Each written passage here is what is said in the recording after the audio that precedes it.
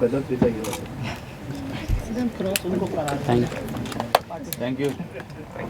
पहला गाना से ही बुम हो गया था पिक्चर, ये तय है।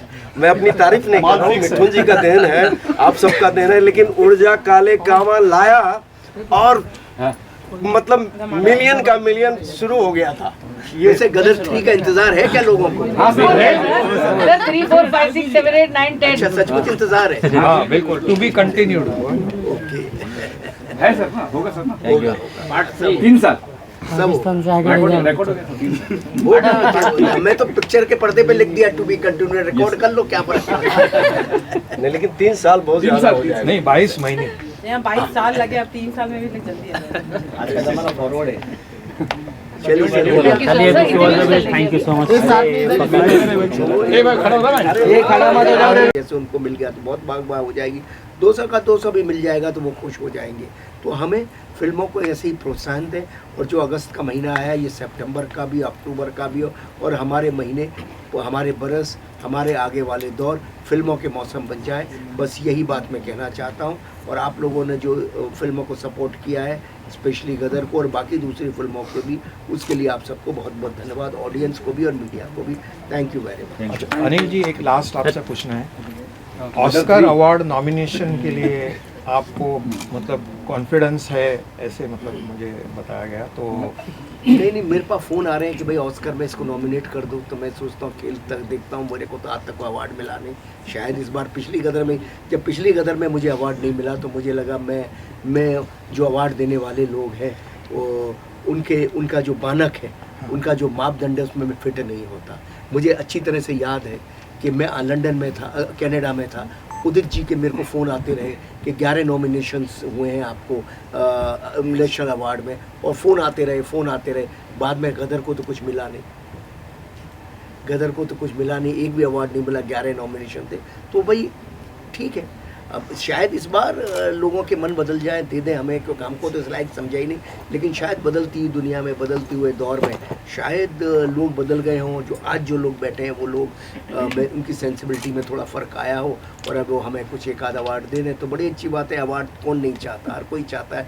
ये झूठी बात है अगर मैं कहूँ कि मैं नहीं चाहता हूँ, मैं बिल्कुल चाहता हूँ। लेकिन अवार्ड से ज़्यादा रिवार्ड पब्लिक दे रही है, वो बहुत बढ़िया बात है। लेकिन मेरा ये कहना है कि जितनी भी अवार्ड्स अभी आने वाले टाइम में हैं, वो सारे अवार्ड्स अनिल जी को मिलेंगे। ऑस्कर अवार्ड भी मिलेगा, नेशनल अवार्ड भी मिलेगा। मैं तो ये भी प्रे करता हूँ कि दादा साहब फाल्के अवार्ड भी मिलेगा। जी, क्योंकि फिल्म ऐसा बनाया है आपने कि ये बॉलीवुड को दोबारा आपने खड़ा किया है। इससे बड़ी बात और क्या होगी, आप बताइए। Thank you. गदर 3 भी हम चेंज नहीं करेंगे। Anand Bakshi can not be replaced.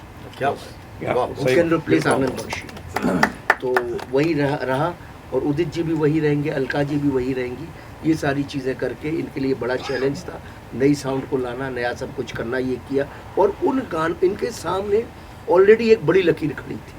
देखिए, इनके लिए बहुत, जैसे हमारे लिए था कि गदर खड़ी थी, गदर 2 बनाना, इनके लिए भी सामने एक बड़ी लकीर खड़ी थी कि गदर के गाने खड़े हुए थे। उनके सामने अपने गानों को खड़ा करना, नए गानों को, आसान नहीं था। पूरा हिंदुस्तान मुझसे पूछ रहा था कि गदर के नए गाने क्या हैं, और ये भी जानते थे कि नए गाने क्या हैं।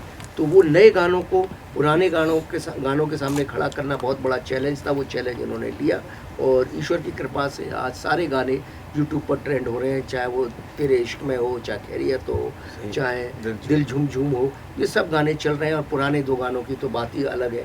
वो तो मैं निकला और उर्जा काले कावा, वो तो लोगों के ब्लड में, अब ये गाने भी लोगों के ब्लड में आ गए हैं।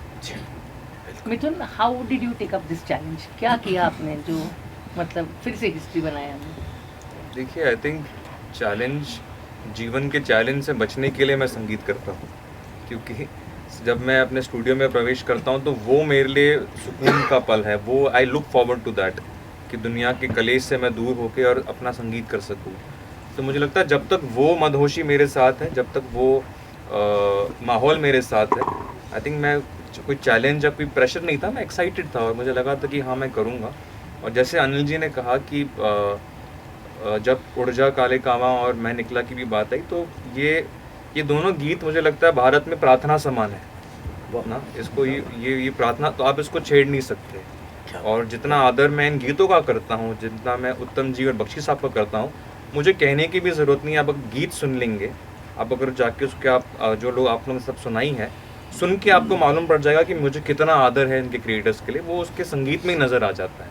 And that's why it has worked. वरना आज के दौर में रिक्रिएशन को लोग बड़े आसानी से स्वीकार नहीं करते, पर ऊर्जा जो है वो इतना मतलब बड़ा हो गया है, मैं निकला और बाकी गीत भी। तो मुझे लगता है कि वो जो सम्मान एक भावना है, जो मुझे लगता है कहीं ना कहीं आज के ज़माने में ये शब्द भी खोते जा रहा है। लोग आजकल सम्मान, आदर, इन चीज़ों की बात नहीं करते। लोग आई थिंक हम लोग सब वायरल और स्वैग और इन ट्रेंडिंग में इतने गुम हो गए कि कुछ अल्फाज हमारे शब्दकोश में से गायब हो रहे हैं। लेकिन मुझे लगता है गदर 2 में वो वैल्यूज़ है।